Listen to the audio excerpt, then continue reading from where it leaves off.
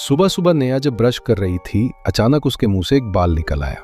उसने ध्यान से देखा, थोड़ा अजीब लगा, लेकिन उसने ज्यादा ध्यान नहीं दिया। फिर उसने दोबारा ब्रश किया और इस बार एक नहीं कई बाल निकलने लगे। कुछ ही सेकंड में दर्जनों बाल उसके मुंह से बाहर आने लगे। उसे लगा शायद टूथब्रश में ही कोई दिक्कत है, तो उसने नया ब्रश उठाया, लेकिन हालात और खराब हो गए। अब पहले से भी ज्यादा बाल निकलने लगे। तभी उसे समझ आया ये बाल बाहर से नहीं, उसके खुद के मुंह के अंदर से आ रहे हैं। वो घबरा कर उन बालों को ध्यान से देखने लगी और उसे लगा जैसे ये कहीं पहले देखे हुए हैं। वो तुरंत अपने कमरे में गई और बेड के पास रखी बार्बी डॉल से मिलाया। दोनों के बाल बिल्कुल सेम थे।